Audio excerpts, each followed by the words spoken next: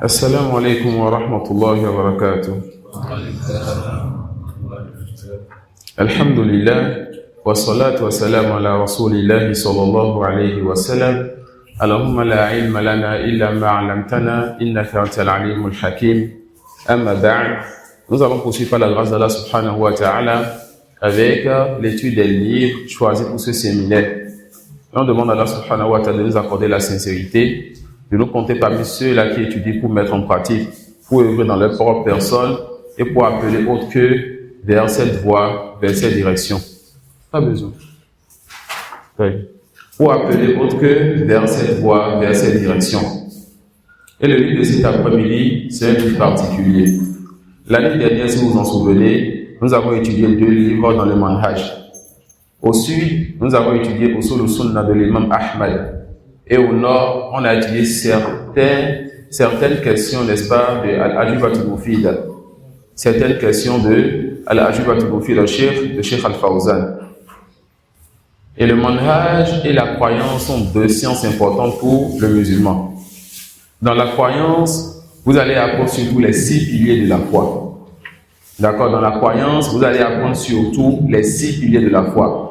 Donc, quand on vous dit que ça, c'est un livre de croyance, on vous dit que ici, on vous enseignera les 6 piliers de la foi ou certains sujets en rapport avec ces 6 piliers, même si on ne touche pas ces 6 piliers. Soit tous les 6 piliers, soit certains des 6 piliers. Et on ajoute souvent aussi dans les livres de croyance, la position envers les compagnons. Mais dans le manhaj, il y a certains sujets qu'on ajoute et qu'on ne voit pas dans les simples livres de croyance. C'est le fait que lorsque tu étudies le manhaj, on veut t'enseigner en même temps le vrai et le faux. On a dit ce matin, lorsqu'on voulait commencer le livre, 200 questions-réponses dans la croyance, que l'auteur ne veut pas ici nous enseigner ce que les innovateurs ont dit, mais veut nous enseigner ce que les gens de la Sunna ont dit, car celui qui connaît la vérité a déjà connu le faux. Fama ba'da al-haqq illa dalal. Qu'est-ce qu'il y a après la vérité, après le vrai, si ce n'est le faux? Et je le répète souvent, et j'aime toujours répéter, donner tous les mêmes exemples, qu'avec la répétition, ça reste. 1 plus 1 égale à 2. Ça veut dire alors que tout ce qui n'est pas 2 est une mauvaise réponse. Donc, en connaissant la vérité, tu sais alors que tout ce qui contredit ce vrai et cette vérité est faux. Ça suit. Mais dans les livres de manhaj, les savants vont nous enseigner maintenant certains sujets particuliers. Comment se comporter envers les dirigeants musulmans. Certains sujets particuliers vis-à-vis des compagnons. D'accord? Et comment se comporter envers l'innovateur ou les groupes innovateurs.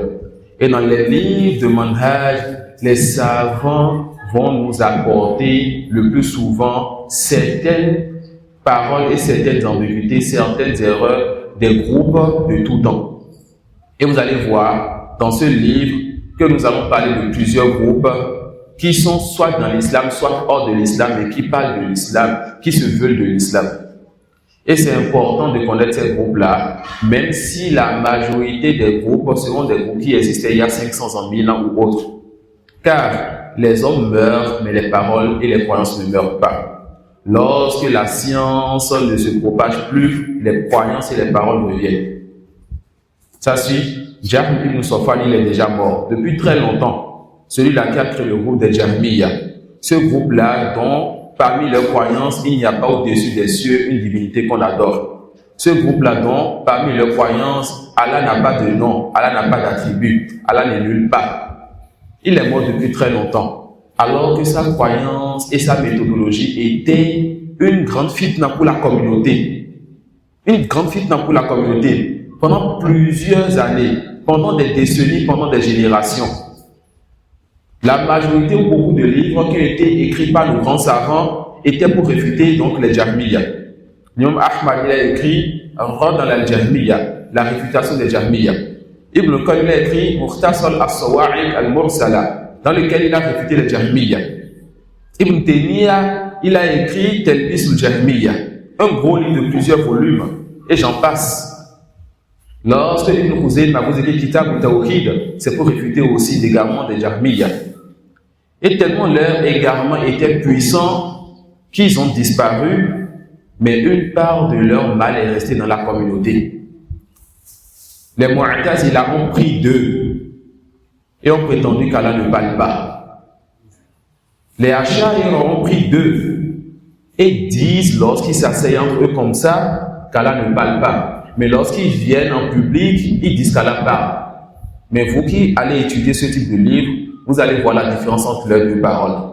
On vous dira que lorsque les Ash'ari sont en public, on leur demande, le Coran c'est quoi?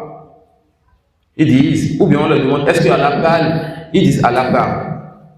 Mais quand tu leur demandes, ce mushaf, ou bien ce Coran plutôt, astaghfirullah, ce Coran-là, qu'Allah a révélé, c'est la parole de qui? Ils ne te diront jamais que c'est la parole d'Allah. Car les Ash'ari ont la conviction et la croyance ferme que le Coran qui est dans vos mains n'est pas la parole d'Allah. Tout comme les Mu'tazila avant eux et tout comme les Jahmiya avant eux.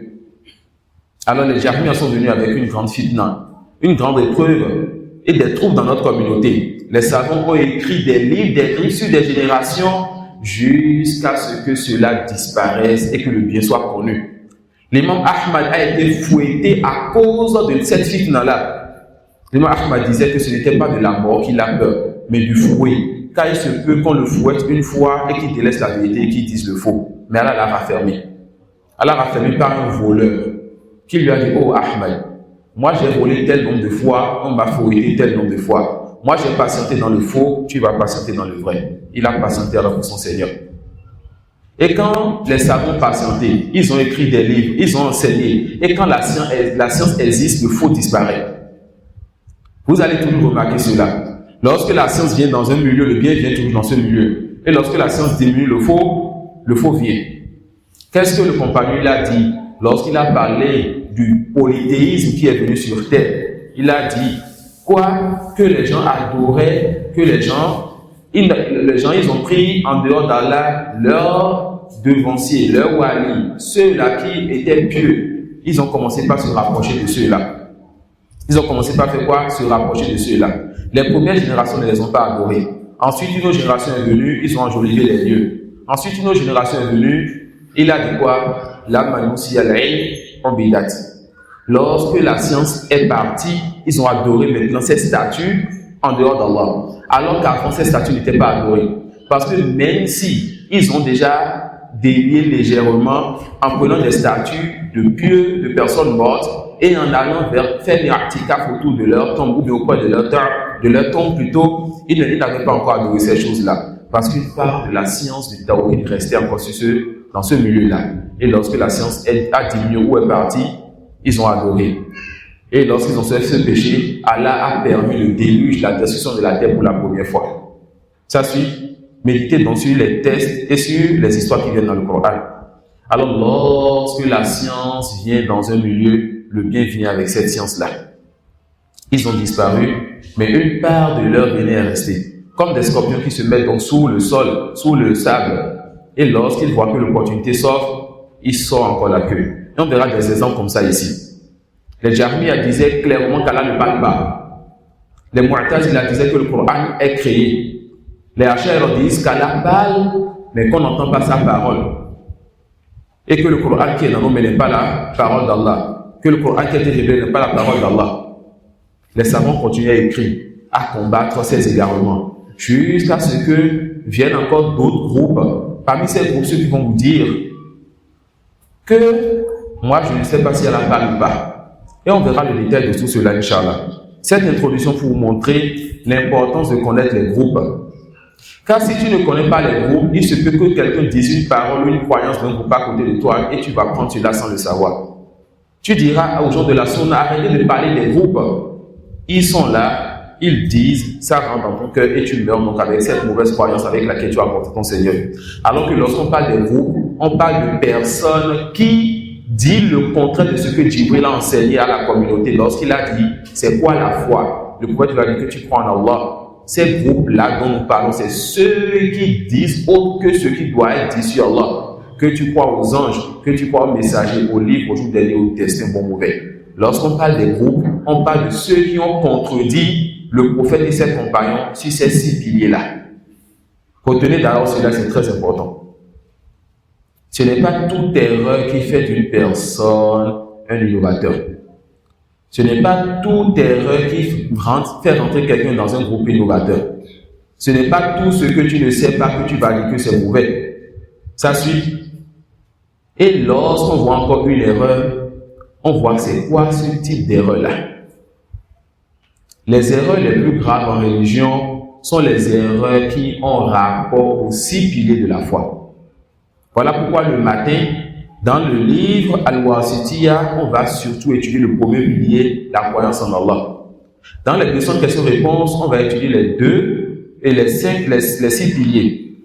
Dans ce livre, on fera les 2. On va battre l'aile de l'étude et l'aile de la réfutation. Quant au fait de faire battre l'aile de l'étude, on va apprendre les 6 piliers là, leur preuve. Ensuite, on va dire dans chaque pilier, tel groupe a contredit, voici leur nom. Parfois, on dira, voici celui-là qui était celui qui a contredit en premier, ensuite il a des suiveurs et il a formé ce groupe-là. Comment ils ont contredit? De sorte que quand vous levez de chaque assise, vous sachez que voilà, je dois croire que mon Seigneur existe et qu'il y a parmi les gens qui se veulent de l'islam qui disent qu'Allah n'existe pas. Comme on le dit, Al-Mu'attila ya'budu adama. Le Mu'attil, c'est un nom qui regroupe plusieurs, regroupe plusieurs types de sectes ou de groupes. Le Mu'attil, il adore le néant. Car on lui demande qui est ton Seigneur, il va décrire, il va donner une définition qui est conforme à la définition du néant. Et parce que, lorsqu'on veut apprendre ces fondements, on ne peut pas prendre ça de ce que mon cheikh a dit, ce que mon oustaz a dit, ce que mon alpha a dit. On doit prendre ces fondements de 3 choses. Les fondements de la religion, on prend ça de 3 choses. Allah a dit, le prophète sallallahu alayhi wa sallam a dit, les. Il faut écrire le S de les avec un grand S. Les compagnons ont dit. Je reprends. Allah a dit, le prophète sallallahu alayhi wa sallam a dit, les compagnons ont dit. Dans cette assise, il n'y a pas dit le compagnon a dit, il a dit les compagnons ont dit, ce qu'on appelle al-ijma', le consensus. Ça suit. Lorsqu'Allah a dit sab'an wa ta'a, on se soumet. Lorsque le prophète sallallahu alayhi wa sallam a dit sab'an wa ta'a, on se soumet. Lorsque les compagnons sont unanimes, sab'an wa ta'a, on se soumet. Car le consensus des compagnons est une preuve solide dans la religion qui n'accepte pas de divergence. Mais lorsqu'un compagnon a dit, on regarde s'il n'y a pas un autre ou un groupe de compagnons qui le contredit. On regarde si ce qu'il a dit ne contredit pas un test. Et là rentrent maintenant les efforts des étudiants, des savants. Donc ici, on va prendre cette assise de 3 choses. Du Coran, de la Sunna et du consensus. Si on se comporte comme ça avec les compagnons, lorsque c'est un qui a parlé et qu'on ne sait pas si c'est l'ijma', c'est le consensus, que dit alors lorsque nous avons un grand imam parmi les imams qui sont connus, l'imam Ahmad, l'imam Ash-Shafi'i, l'imam Abu Hanifa, l'imam Malik, Al-Awza'i et bien d'autres parmi les imams que nous aimons en Allah, qui dit, nous disons ta parole n'est pas une preuve. Et retenez aussi ceci comme règle. Kalamul ulama yustadallu laha wa la yutakhadhu dalila. La parole des savants, on cherche la preuve qui justifie cela. Et on ne prend pas la parole des savants comme preuve. Le savant est là pour transmettre. Le savant n'est pas là pour légiférer. Le savant a étudié et a pris un dépôt. Il a l'obligation de transmettre ce dépôt. Et il a l'interdiction de légiférer. D'accord? Celui qui légifère, c'est Allah subhanahu wa ta'ala. Les savants se sont assis chez ceux qui ont pris avant eux afin de prendre cette révélation-là, de prendre ce message-là pour transférer et jamais dire qu'ils vont légiférer. Donc, on n'accepte pas qu'un savant, même connu dans le bien, nous apporte quelque chose de nouveau dans ce bien alors qu'Allah a déjà parachevé cette religion. Et si on n'accepte pas cela des grands savants, que dit des petits étudiants? Ceux qu'on appelle Tuwaylibul ilm. On ne peut même pas les appeler Talibul ilm. Ils sont de petits étudiants. Des gens qui ont commencé à cela quelques années seulement. Et si Allah subhanahu wa ta'ala nous compte parmi les doués du ilm, c'est un grand bien pour nous. C'est-à-dire quoi? Un grand bien pour nous. Et on lui demande, n'est-ce pas, de nous donner ne serait-ce que ce mérite-là. Comme le dit notre cheikh, imagine donc que les anges écrivent qu'un jour, tu t'es assis pour apprendre l'argent d'Allah, ne serait-ce qu'une minute. Imagine donc que les anges écrivent qu'un jour, tu as fait un effort pour défendre la vérité et repousser le faux. Un jour, les anges écrivent qu'un tel, le fils d'un tel, s'est fâché pour la religion d'Allah et a dit ce que tu fais, ce n'est pas bien, mais c'est contenu et avec la bonne manière a su expliquer, la personne a accepté la vérité. Tu vas te dire que tu t'es juste assis pendant 5 minutes, 15 minutes, mais tu ne sais pas ce que cela fait auprès d'Allah. Si le saint fait que lorsque tu fais le zikr d'Allah, le rappel d'Allah, quand tu fais son rappel ici, lui fait ton rappel auprès des anges là-bas. Que d'ici ce n'est pas un simple rappel, mais tu défends sa religion. Et celui qui secourt Allah, Allah va le secourir. Et tu ne sais pas dans quoi il va te secourir. Dans tes affaires mondaines, il en est capable. Dans ta religion, il en est capable. Le fait de te raffermer, de t'accorder une morsure de tawhid, il en est capable. Alors, sachez qu'Allah vous fasse miséricorde, qu'on a besoin de ces assises-là. Comme le dit le Cheikh Salih Sindi, celui qui pense que la da'wa a besoin de lui, qu'il s'asseye donc. Mais c'est lui qui a besoin de la da'wa. Car Allah subhanahu wa ta'ala, il va défendre sa religion. Il va élever sa religion. Mais la question, est-ce que lorsqu'il va élever la religion, tu seras avec les gens ou pas?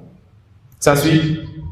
Comme le disent les savants, si l'imam al-Bukhari, et qui vous dira quel imam al-Bukhari, celui-là qui a écrit le livre le plus authentique après le Coran, l'imam al-Bukhari, rahimahullah ta'ala, les savants disent que s'il n'avait pas écrit Sahih al-Bukhari, Allah allait créer celui-là qui allait faire ce qu'il a fait.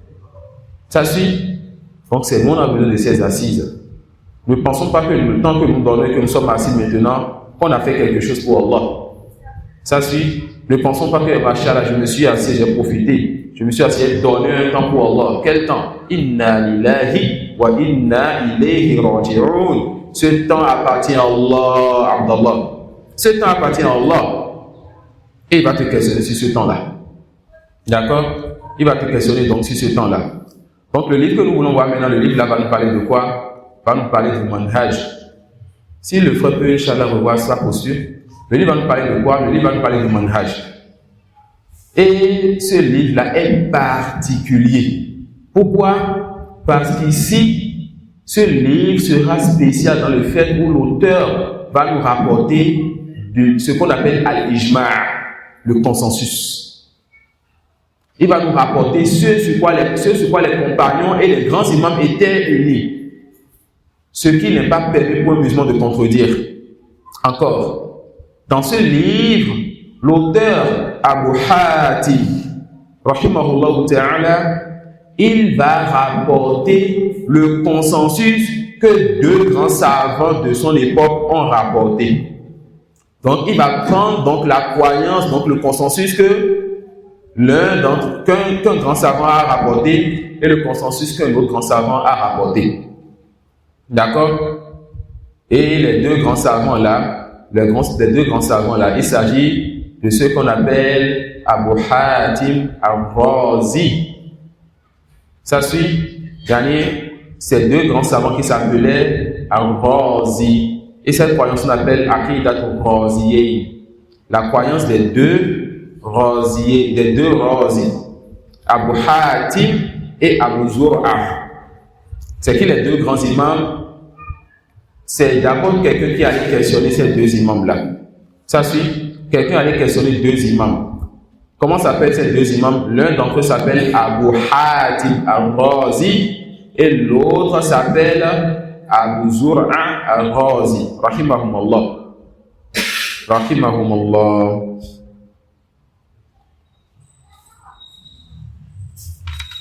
Et le nom de ce livre, c'est Kitab Sunnati. D'accord? Et certains disent Risalatu Sunnati. D'autres disent Aslu Sunnati wa i'tiqadu din. D'abord, un point important, surtout dans notre milieu, où lorsqu'on dit sunna à quelqu'un, la personne dit ce n'est pas obligatoire. Avant même d'aller sur ce point, quand tu dis sunna, qui est-ce qui a fait la chose? Le prophète sallallahu alayhi wa sallam, il a fait. Il a dit quand tu le fais, tu es récompensé. Ensuite, toi, ton souci, ce n'est pas obligatoire, alors tu ne vas pas le faire. Ça suit. Quelle est donc la place et la valeur du prophète sallallahu alayhi wa sallam dans ton cœur? Ensuite, dans ce type d'assises, lorsque nous disons sunna, tout est obligatoire dans ce que nous allons voir. Quand les savants écrivent les livres de manhaj, ils disent chaque sunna. L'explication de la sunna, qu'est-ce qui est voulu par la sunna? Al-i'tiqad, la croyance. Risalat sunna. Qu'est-ce qui est voulu par sunna? Le livre de la croyance. Usul sunna de l'imam Ahmad. Qu'est-ce qui est voulu par sunna? Les fondements de la croyance. Et il n'y a pas dans la croyance ce qui est mustahab, ce qui est recommandé. Toute la croyance authentique est obligatoire pour le musulman. Il doit apprendre, connaître, maîtriser et être sur cette croyance-là. Et il n'a pas le choix, car il est un serviteur. Il n'a pas le choix, car il a été créé pour cette croyance-là. Il n'a pas le choix, car il est besogneux. Donc on l'appelle aussi Aslu Sunnati wa I'tiqaduddin, le fondement de la croyance et la croyance donc de l'islam, ou bien le fondement de la sunna et la croyance de l'islam. Et ce livre a été rapporté, ou bien cette petite risala que vous pouvez mettre dans votre poche, a été rapporté par l'imam Al-Lalaka'i et avec une chaîne de transmission dans son livre Sharh Usul I'tiqad Ahli Sunnati wal Jama'a. Subhanallah. Depuis vous entendez les noms de livres, et tous ces livres sont des livres de croyance que les savants écrivent depuis 500 ans, 700 ans, 1000 ans, 1300 ans et bien d'autres. Pourquoi? Afin de défendre et de préserver la croyance authentique. Cette croyance qui fait que nous on est assis aujourd'hui et on peut dire qu'Allah existe et qu'il est au-dessus des cieux sans aucun doute. Nos pères l'ont préservé avant nous. Nos grands-pères l'ont préservé avant nous. C'est qui nos pères? Ceux-là qui se sont assis avant nous, ceux-là qui ont mis au monde notre âme, mais s'ils ne nous ont pas mis au monde eux. Ça suit. Alors, nous louons Allah subhanahu wa ta'ala qui fait en sorte que nous étudions ce que ceux-là nous ont laissé comme héritage, même si on ne les a pas vus, et nous prenons Allah témoin que nous les aimons. Donc, comme on a dit, ce livre, c'est quoi? C'est une question-réponse qu'on a dit aux deux imams, Abu Zur'a et Abu Hatim. Et il y a une faïda dans cela. C'est quoi la faïda? Il y a une leçon bénéfique, il y a un intérêt, l'une des façons d'étudier la religion, les questions-réponses. Et on sera servi cette année avec les 200 questions-réponses qu'on fait le matin.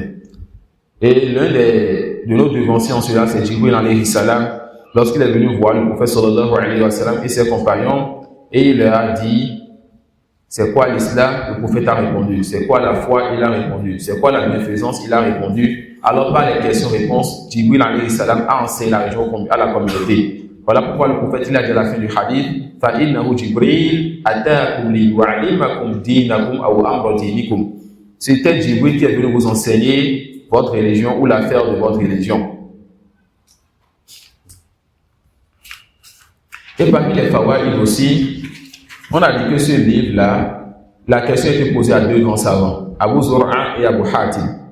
Qui les connaît? Abu Zur'a et Abu Hatim. Qui a bien entendu le nom?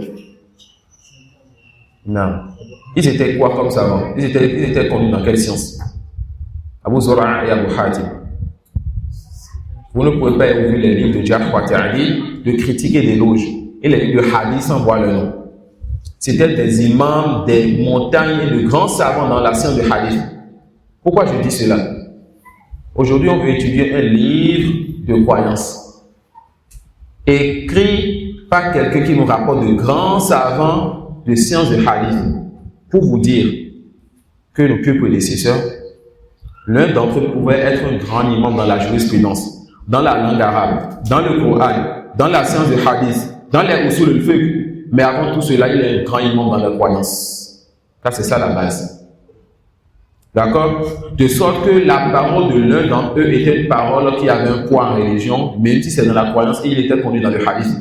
Contrairement à ce que nous voyons aujourd'hui.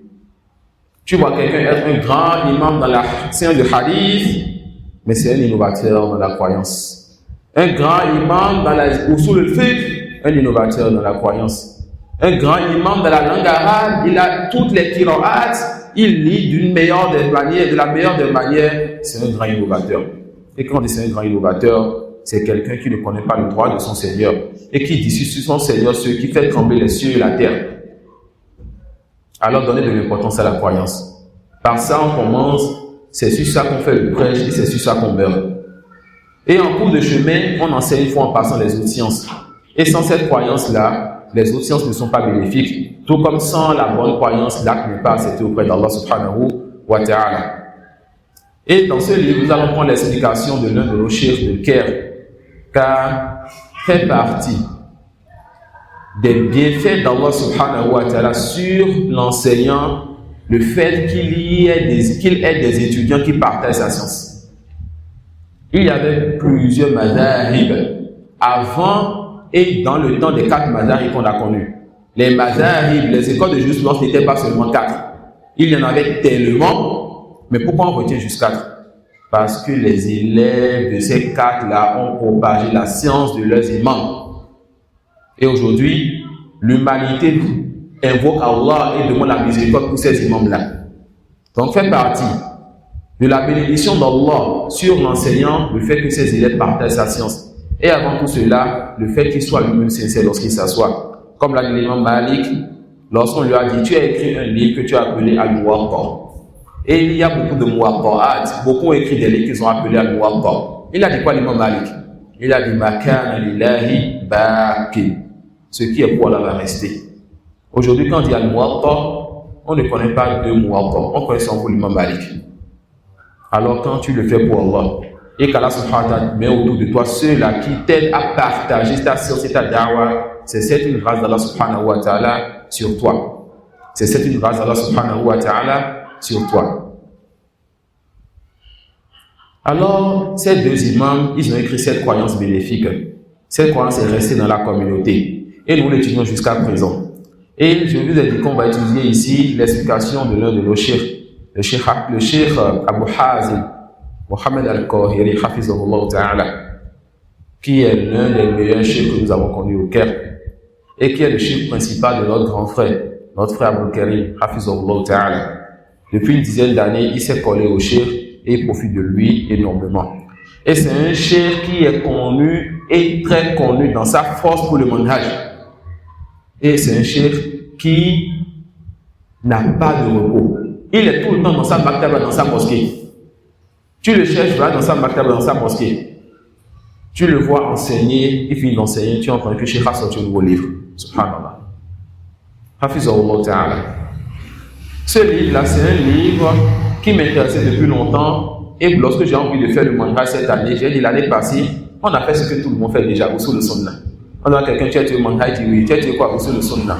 Mais je me suis imposé chaque année pour la Daoura de faire certaines sciences, la croyance, le manhaj, la jurisprudence, le comportement. Et à partir de cette année, Inch'Allah, on va commencer avec la langue arabe aussi. Qu'Allah nous facilite cela.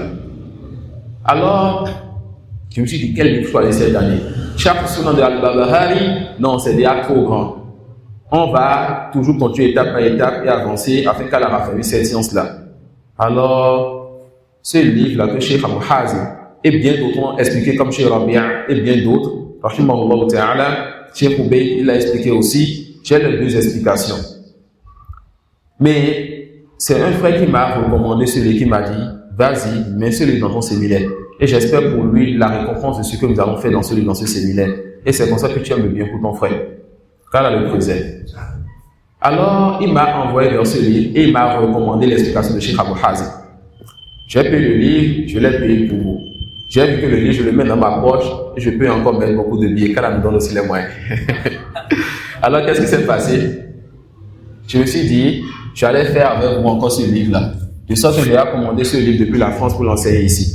Al-Irshad ila Sahih al-I'tiqad, qui est un livre très bénéfique dans la croyance que je voulais enseigner. Mais qui sait, peut-être l'année prochaine, Inch'Allah. La science, elle est vaste. Mais lorsque j'ai commencé à étudier le livre et à prendre note, le petit cahier qui est devant moi, je l'ai fini. Et j'ai pris un deuxième et je l'ai presque fini. Plus de 200 pages pour expliquer ce livre-là seul. J'ai dit, c'est suffisant donc pour un mois avec vous. On fait 3 à 6 par semaine, on finira, Inch'Allah. Et vous allez apprendre beaucoup de ce chef. Et non de moi, je vous l'ai déjà dit. Faqidu shay'an yu'tihi. Celui qui n'a pas quelque chose ne le donne pas. Si on veut parler de nous-mêmes, on vous fera rire. Mais si on veut transmettre ce que nos savants nous ont dit, alors on a beaucoup à vous dire, Inch'Allah. Alors patientez avec nous. Le cheikh, il a expliqué d'une très bonne explication. Il est rentré dans des détails bénéfiques. Je me disais que non, la croyance et le mandrage, j'ai fait un certain nombre de livres. Je vais tout simplement écouter les audios, prendre du popcorn, écrire 2 ou 3 choses. Mais après 2 ou 3 jours, il m'a fait descendre pour aller payer un nouveau daftar, un nouveau cahier. Jazakallah khairan. Et fait partie du bien. Vous voyez que souvent que j'aime parler de Cheikh Ahmed, de Cheikh Mustafa. Car beaucoup de choses que j'enseigne, je dis, j'ai pris ça d'eux. Cheikh Ahmed, c'est la dernière fois, 6 droits du prophète sallallahu alayhi wa sallam. Le lendemain, on me dit khutbah, je vais dire la même chose là-bas. C'est ça la science. Si on n'entend pas, on a quoi à dire. Allah nous a créés, on était ignorants. Et on le sera jusqu'à ce qu'on prenne de ceux-là qui ont pris une part de la révélation. Ça suit. Et ce cheikh aussi, c'est de lui que j'ai pris pour, n'est-ce pas, faire Usul le dans l'année passée. Et j'aime ça pour me mâcher. Lorsque je prends de quelqu'un, je vous dirai son nom. Je vais invoquer pour lui et je vais partager ce qu'il a fait. Car al-jazaa bi mithli al-amal. La récompense, tu seras rétribué en fonction de ce que tu avances. Et on espère que si tu fais partie de ceux qui, sincèrement, pour Allah, essaient de faire connaître tes machir, tes étudiants te feront connaître aussi pour Allah subhanahu wa ta'ala, qui ne fait pas de sadaqat ou jariyah. Car là, ne compte parmi ceux qui œuvrent sincèrement donc pour lui. Le chef, il a une parole bénéfique ici qui m'a touché. Et c'est comme ça m'a touché, je vous le dirai, j'espère que ça quittera le cœur et non la langue. Alors prêtez attention à cette parole. Lorsqu'il a parlé du fait que ces 2 imams étaient de la science du hadith et que malgré cela, ils ont fait des efforts pour avoir une maîtrise de leur croyance, la croyance authentique. Aujourd'hui, les gens sont émerveillés par quelqu'un qui a eu le doctorat dans les qira'at et qui sait lire le Coran. Quelqu'un qui est docteur dans la science du hadith. Quelqu'un qui est docteur dans ceci et dans cela. Mais ce petit étudiant qui a seulement fait 7 ans ou 8 ans et qui n'a même peut-être pas le baccalauréat islamique ou le doctorat, on le négligera. Alors que lui, c'est lui l'imam tant qu'il a la croyance authentique. Et les autres, ils n'ont même pas la valeur de leur chameau ou de leur âne s'ils n'ont pas cette croyance authentique. Mais le meilleur d'entre vous, c'est celui qui a rejoint, ou celui qui a cumulé ou regroupé entre la bonne croyance et le fait d'étudier les autres sciences. Et si celui qui peut avoir des diplômes à notre époque, ça peut l'aider pour sa dawa, comme les savants le disent. Le cheikh dit quoi? Après avoir montré que ces gens-là, ils avaient fait assez d'efforts dans la croyance, malgré qu'ils étaient de grands imams en sciences de hadith et de jarh wa ta'dil. Il dit il dit que l'étudiant en sciences soit comme ça. Comment?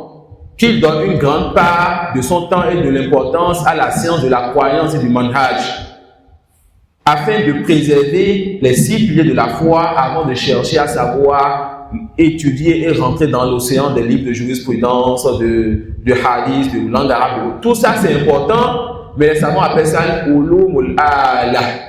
C'est des sciences secondaires qui vont t'aider à comprendre le Coran, prendre la croyance authentique, raffermir ta foi et prendre de cette science ce que tu veux.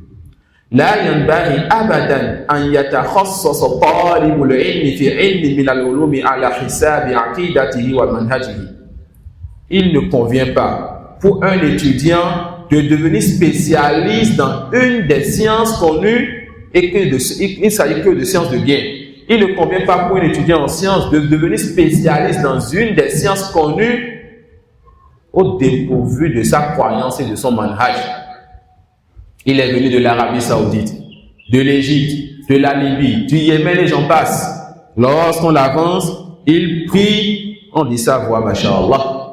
Lorsqu'il s'assoit, la langue arabe. Lorsqu'il s'assoit, les usul al-fiqh. Lorsqu'il s'assoit, ceci et cela.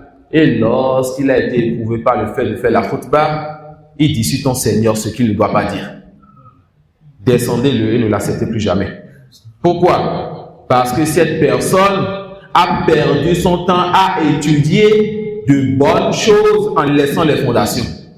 Il va construire, vous allez rentrer, il va se détruire, vous détruire. Prenez garde à ces gens-là. Ça suit? Toi qui viens à moi, c'est quoi ta croyance? C'est quoi ton manhaj? Qu'est-ce que tu dis sur mon Seigneur? Si tu ne dis pas sur mon Seigneur ce que je dis et ce que le prophète a dit, tu n'as pas besoin de toi. C'est ce que ce livre veut nous enseigner. Et permettez-moi, pardonnez-moi de faire 30 minutes d'introduction. Faïna l'école Makol. Ça suit. On est assis, on a nos imams, nos papas et de nouveaux visages autour de nous. Alors il ne convient pas de rentrer brutalement dans un livre comme ça où on va commencer par dire les Jahmiya sont des égarés, les Mu'tazila sont des égarés. On craint donc de faire fuir les gens qui vont dire par la suite et il ne faut plus parler sur les gens. Alors on va leur montrer pourquoi on parle sur les gens. Ça suit. De sorte que quand on va quitter ces assises-là, ils disent, parmi ceux qui disaient il ne faut pas parler sur, il ne faut pas parler des groupes, ils disent subhanallah. C'était donc ça l'égarement des groupes. Vous comprenez? Non. Il y a les portes quand tu viens, ça s'ouvre automatiquement. Il y a d'autres, il faut mettre la clé dedans. Donc on a envie de mettre la clé dans ceci. Ça peut aller, qu'à la représente. Donc le chef dit quoi? Il faut que l'étudiant en sciences, il prenne une part de la croyance authentique avant de chercher à devenir spécialiste dans une des sciences. De devenir spécialiste dans quoi? Dans l'une des sciences. Mon chef, le docteur Saïd, il a le doctorat dans quoi? Dans la science du hadith. Il nous enseigne on a fait avec lui plusieurs livres de hadith. Turfatu Turaf, An-Nukhba, Tadib Rawi. Il fait avec nous, Ilm Takhrij, que peu parmi les étudiants de hadith font. Mais malgré cela, ce qu'on a fait avec lui dans la croyance est plus que ce qu'on a fait avec lui dans le hadith. Ce qu'on a fait avec lui dans la croyance est plus que ce qu'on a fait avec lui dans la jurisprudence et bien d'autres. Et quand tu pars dans la croyance, tu as pensé que c'est seulement dans ça qu'il a passé sa vie. Quand il a compris que c'est le plus important. Et que s'il n'avait pas cela, les gens de la sunna n'ont rien à faire de sa science. Ça peut aller, les gens de la sunna n'ont rien à faire de sa science. Et si les gens de la sunna n'ont rien à faire de ta science, à qui tu veux enseigner? Tu vas égarer celui qui ne sait pas. Car ceux qui savent vont s'éloigner de toi. D'accord? Ceux qui savent vont s'éloigner de toi. Alors, ce livre va nous enseigner la croyance des gens de la sunna. Qui sont donc les gens de la sunna? Ahl sunna. On les appelle Ahl sunna. Ahl. Quand on dit Ahl, les gens d'eux, ça veut dire que c'est eux-là qui sont les seuls qui devraient s'affilier à ce qu'on dit. Ahl Sunnah, c'est-à-dire les seuls qui doivent s'affilier à la Sunnah. Tout le monde prétend être sur la Sunnah, mais tout le monde ne fait pas partie des gens de la Sunnah. On n'a pas dit tout le monde n'est pas musulman. Tout musulman ne fait pas partie des gens de la Sunnah. Fait partie des gens de la Sunnah celui qui connaît les fondements des gens de la Sunnah et qui reste ferme sur ses fondements. Et ces fondements sont très simples. Jibril l'a enseigné en lui, il assise au prophète sallallahu alayhi wa sallam, aux compagnons et à la communauté. Ça suit. Et c'est ça là qui fait de toi quelqu'un. Chaque fois que tu apprends un fondement et tu l'acceptes et tu comprends avec ses preuves, tu mets un pas et tu avances un pas vers les gens de la sunna. Jusqu'à ce que tu complètes tous les fondements et là tu te veux les gens de la sunna. Fait partie des mérites d'être des gens de la sunna, le fait d'être préservé de l'égarement lorsque la division viendra. Et la division est. Le prophète sallallahu alayhi wa sallam dit quoi? Iftaraqat al-yahudi ala 71 firqa. Les juifs se sont divisés en 11 groupes. Waftaraqat an-nasara ala 72 firqa. Et les chrétiens se sont divisés en 12 groupes. Oh ma communauté, que c'est grand notre division. Il dit sallallahu alayhi wa sallam وَتَفْتَرِكُ أُمَّتِي عَلَى 73 فِرْقَةً 72 nains, soit 11 et 72. Et cette communauté va se diviser en 73 groupes. Les juifs en sont 11, les chrétiens en sont 12 et cette communauté en sont 13 groupes. Tous ces groupes sont en enfer, sauf un seul groupe. Et on a déjà vu le matin, ça veut dire quoi? Tous ces groupes sont en enfer. D'abord, aucun des 73 groupes n'ira éternellement en enfer. Aucun. Ensuite, une partie de ces 73 groupes, donc les 72 groupes, ont la menace de l'enfer. Si Allah veut, il les châtie, s'il veut, les pardonne. Mais forcément, un groupe d'entre eux ira en enfer. Est-ce que cet innovateur qu'on réfute, on met un gars contre lui et on l'appelle, fera partie d'eux ou pas? On craint donc pour lui qu'il soit châtié. Voilà pourquoi, par miséricorde, on essaie de le réfuter. Tout comme quelqu'un qui dit, cette personne a le corona, qu'est-ce qu'on fera? Mettez-le en quarantaine. Pour que son mal ne touche pas les autres, sa famille et bien d'autres personnes. Et on espère aussi que cette personne, en la mettant en quarantaine, on lui donne le soin qu'il faut et qu'elle revienne et qu'on la mette maintenant avec les gens. C'est ça la réfutation des mises en garde. Les mises en garde, c'est le fait de mettre en quarantaine celui qui a une maladie grave transmissible en religion. Si on la met en quarantaine, on préserve les musulmans de son mal. Si on la met en quarantaine, on la voit seule, on se protège, on va la soigner avec la réfutation scientifique. Comme je vous l'ai dit, la réfutation doit renfermer la miséricorde et la science bénéfique pour que la personne aussi comprenne. Et si, alhamdoulilah, elle accepte, elle est guérie, on la mélange avec tout le monde. Si elle refuse, le malade est dessus donc sur elle. On ne l'accepte plus. Ça suit, on ne l'accepte plus. Donc, les gens de la sunna, c'est eux seuls qui doivent et qui se veulent de la sunna. C'est eux seuls qui doivent se vouloir de la sunna et c'est eux seuls qui se veulent de la sunna. Et le mot sunna a plusieurs sens dans notre religion. Le mot sunna, dans la jurisprudence et les usul al-fiqh, a un sens. Le mot sunna, dans les hadiths, dans la science du hadith et la sira, la biographie, a un sens. Le mot sunna, dans la croyance, a un sens. Quant à la jurisprudence et les usul al-fiqh, quand on dit sunna, fahuwa al-mustahab. Quand on dit sunna, c'est ce qui est recommandé. Quand tu fais, tu espères la récompense d'Allah. Quand tu fais pour Allah. Et quand tu ne fais pas, tu n'as pas de péché. Dans la science de hadith et dans la sira, la biographie, le mot sunna, c'est toute parole, action du prophète sallallahu alayhi wa sallam et ce qui s'est passé à son époque, il a vu et il s'est tu. C'est-à-dire, c'est toute la vie du prophète sallallahu alayhi wa sallam. Tout ça rentre dans sa sunna. Est-ce qu'il ne rentre pas dans cela ce qui est obligatoire? Est-ce qu'il n'a pas dit faire des choses obligatoires qui sont obligatoires pour nous? La réponse, oui. Mais dans ce cas, quand on parle de la science du hadith ou de la sira, le mot sunna renferme ce qui peut être obligatoire ou non. Quand on parle de la jurisprudence, c'est ce qui n'est pas obligatoire. Et quand on parle de la croyance, c'est seulement ce qui est obligatoire. Ça suit? Donc, arrêtons de dire c'est sunna, c'est pas obligatoire. Voilà pourquoi on dit à quelqu'un, la sunna, c'est de délaisser la barbe. Il dit ce n'est pas obligatoire. Qui t'a dit ça? Ça suit? La sunna, c'est de ne pas laisser le pantalon traîner. Ce n'est pas obligatoire. Qui t'a dit ça? Ça suit? Donc, vous avez compris maintenant que le mot sunna ne veut pas seulement dire ce qui est recommandé, mais ça peut vouloir aussi dire ce qui est obligatoire. Et l'obligatoire, quand tu délaisses ça, tu entraînes pour toi le péché. Entraîne quoi? Entraîne pour toi le péché. Donc, on les appelle Ahl Sunna et on dit aussi Ahl Sunnati wal Jama'a. Les gens de la Sunna et du groupe. Ça veut dire quoi, les gens du groupe? Les gens de la Sunna et du groupe.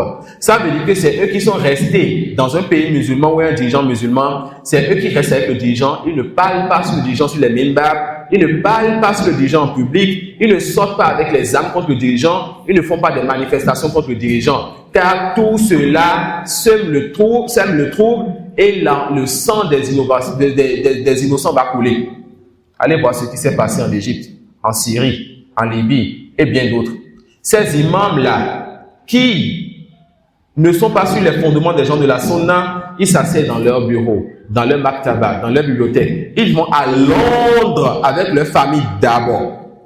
Ensuite, ils vont sur les réseaux sociaux, en ligne et un peu partout, commencer par encourager les jeunes de sortir, que ce dirigeant-là, il est injuste.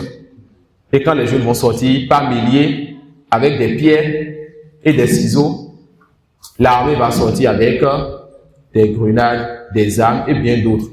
Le sang va couler. Et quand ça persiste, l'émeute. Quand ça persiste, l'Europe va dire, on va envoyer quelqu'un.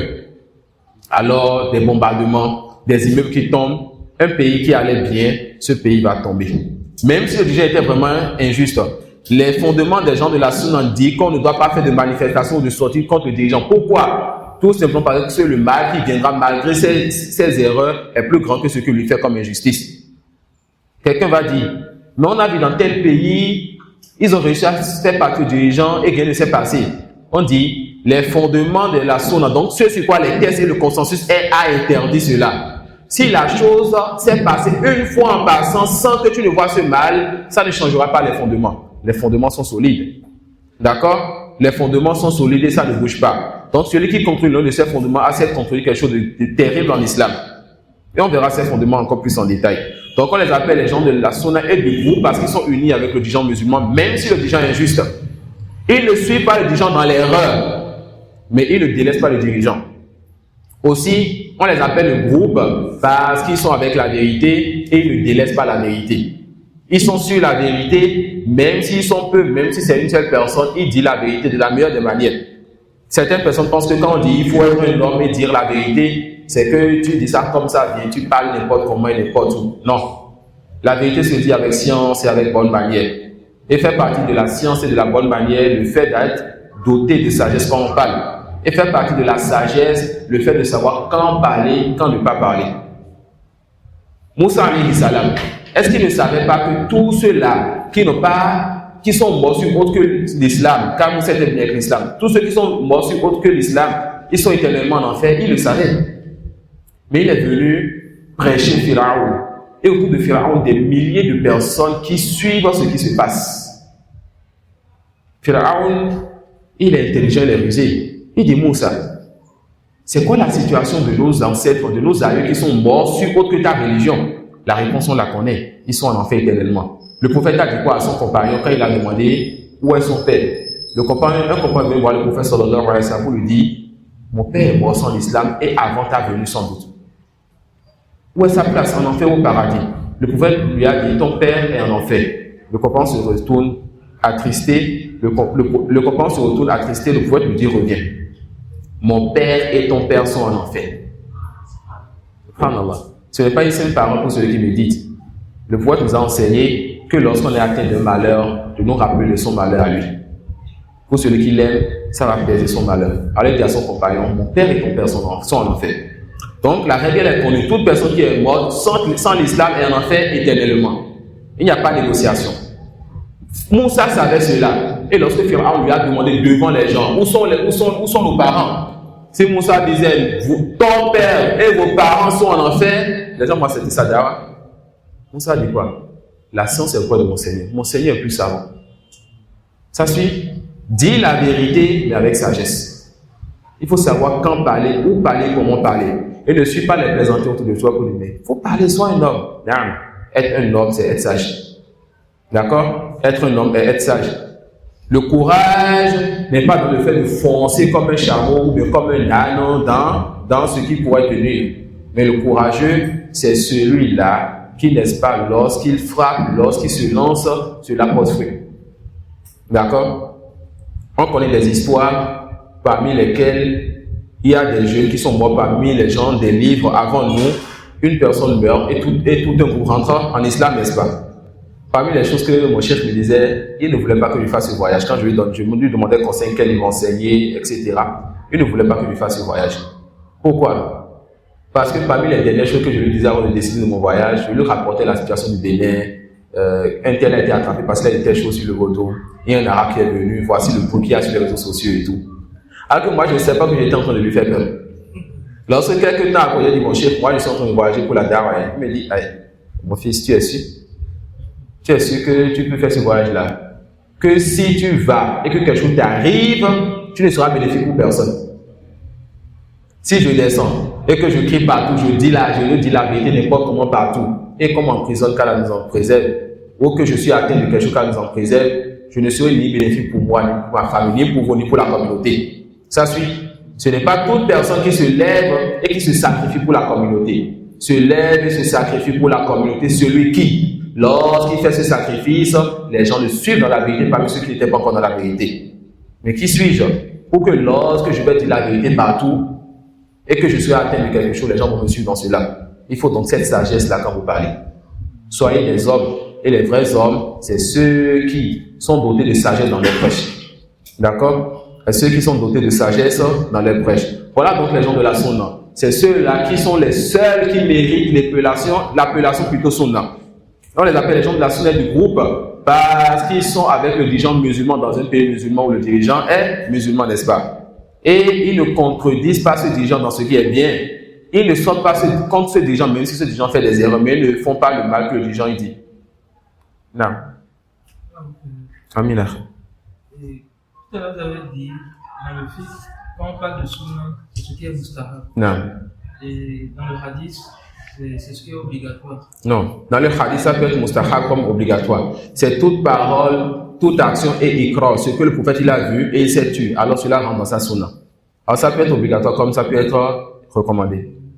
Ma question est de savoir, Non. dans ce qui est déconseillé et ce qui est haram? Dans quelle catégorie on va mettre ça? Non, ça ne rentre pas ici. Ici, on a pris le mot sunna et on l'a fait rentrer dans les sciences. D'accord? On a pris le mot sunna, on l'a fait rentrer dans les sciences. Vous avez compris cette partie? Maintenant, ce qui est déconseillé et ce qui est haram, ça, on va dire, ce qui est déconseillé et ce qui est haram, c'est une catégorie que les savants de jurisprudence et de usul fiqh amènent. Ils vont te dire que ce qui est déconseillé, c'est ce que lorsque tu le fais, tu n'as pas de péché. Et quand tu le délaisses pour Allah, tu espères la récompense. Et ce qui est haram, c'est ce que lorsque tu le fais, tu as le péché. Lorsque tu le délaisses pour Allah, tu as la récompense. D'accord? Ça, c'est la définition et cela rentre dans la jurisprudence. Cela rentre dans beaucoup de choses. Dans beaucoup de choses. Tout ce que tu peux voir, tu peux donner le jugement de déconseil ou de haram selon les tests, ça rentre dans ceci. Maintenant, on a pris le mot sunna. On a dit que le mot sunna peut vouloir dire tout ce qui veut dire sunna, c'est obligatoire où? Dans la science de croyance et de manhaj. Tout ce qui est sunna est recommandé où? Jurisprudence et usul al-fiqh. On va dire ça, c'est sunna, hada mustahab. Mais sunna peut vouloir dire obligatoire ou mustahab, obligatoire ou recommandé dans une autre science, la science de sira ou bien hadith. On a retenu ça? Ça y est. Alors, ce livre va nous enseigner les fondements de la religion.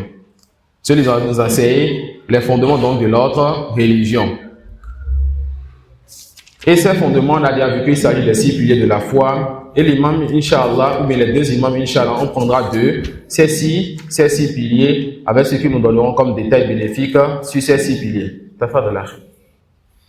N'ayez pas peur, on a déjà fini. Tafadala. بسم الله الرحمن الرحيم. نعم. أخبرنا محمد بن المظفر المقري قال حدثنا الحسين بن محمد بن حبش المقري قال حدثنا أبو محمد عبد الرحمن بن أبي حاتم قال سألت أبي وأبا زرعة عن مذاهب أهل السنة في أصول الدين وما أدرك عليه علماء في جميع الأمصار وما يعتقدان من ذلك فقال أدركنا العلماء. L'auteur dit Bismillahirrahmanirrahim et on l'a dit c'est pourquoi l'auteur commence par Bismillahirrahmanirrahim, tout simplement par là Allah a commencé son livre par cela et le prophète sallallahu alayhi wa sallam commençait ses écrits par cela.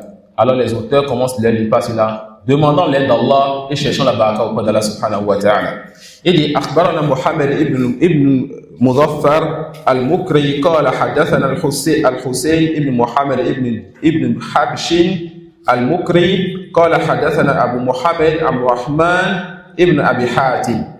D'accord, l'auteur t'amène ici sa chaîne de transmission. Ce que je veux vous dire, j'ai pris ça de qui? J'ai pris ça d'un tel. Lui, il a pris ça de qui? D'un tel. Il a pris ça de qui? D'un tel. Jusqu'à ce qu'ils aient pris de qui? De Abu Hatim. Abu Hatim dit Sa'altu Abi. Subhanallah. Quel ni'ma que l'enfant vienne vers son père afin de le questionner sur la raison d'Allah. J'ai demandé à mon père wa Aba Zur'a. Donc il a demandé à son père qui est un grand savant et à un autre grand savant donc de cette époque. Son père qui est Abu Hatim et le deuxième savant qui est Abu Zur'a et qui est Abu Zur'a et les deux s'appellent aussi Al-Razi. Abu Hatim Al-Razi, Abu Zur'a Al-Razi. Allons dire la croyance des deux Razi. D'accord? Il dit, j'ai questionné mon père Abu Zur'a an madhahibi ahli sunnati fi usuli din. J'ai questionné mon père sur la croyance des gens de la sunna sur les fondements de la religion. Sur la croyance des gens de la sunna sur les fondements de la religion. Wa ma adraka. Et ce que mon père ainsi que Abu Zur'a wa ma adraka alayhi al-ulama fi jami' al-amsar wa ma ya'taqidan li dhalik. J'ai questionné mon père ainsi que ce grand savant Abu Zur'a sur la croyance des gens de la sunna et ce sur quoi ils ont trouvé les savants avant eux et la croyance que les gens de la sunna ont. Donc ici, ces deux grands savants de cette époque-là, de son époque, vont dire la croyance qu'ils ont. Et ils vont dire que cette croyance vient de ces grands imams dont on a pris la croyance-là, qui eux ont pris d'autres avant eux, jusqu'à ce que cette croyance-là retourne donc aux compagnons qui ont pris du prophète sallallahu alayhi wa sallam. Qui a pris de qui? De Jibril alayhi salam. Qui a pris de qui? D'Allah subhanahu wa ta'ala. Si ta croyance est rattachée à ton Seigneur, fusta wa rabbil Kaaba. Tu as cette réussite, Wallah. Ça suit, tu as cette réussite, Wallah. Non. Ça fait bien. Donc ici, on verra qu'il rapporte l'ijma', le consensus. On a questionné ces deux savants qui vont nous rapporter ce qu'ils ont entendu des savants de toutes les contrées. C'est quoi la croyance des gens de la Sunna? Non. Il dit Fakola, c'est-à-dire ces deux savants, donc, ils sont unanimes sur la croyance et sur le consensus qu'ils veulent rapporter. Non. فقال أدركنا العلماء في جميع الأمصار حجازا وعراقا ومصر وشاما ويمنا فكان من مذهبهم أن الإيمان. Ces deux savants disent, nous avons certes rencontré et vu les savants de toutes contrées, que ce soit du Cham, du Yémen, de l'Égypte, de l'Irak et bien d'autres. Les savants d'un peu partout, on les a vus sur cette croyance-là. Et ils vont citer les croyances. Et la première chose qu'ils vont citer, c'est l'un des sujets les plus importants que tout musulman doit connaître. C'est quoi la foi? Et ce sujet nous demandera assez de respiration. On va mettre ça pour la séance de demain. On espère qu'Allah subhanahu wa ta'ala accepte de nous le peu que nous avons avancé et qu'il nous compte parmi ceux-là qui écoutent sa parole de la meilleure des manières, qui mettent cela en pratique. Wa subhanaka wa bihamdik. Ashhadu an la ilaha illa anta astaghfiruka wa atubu ilayk. Jazakumullahu khairan.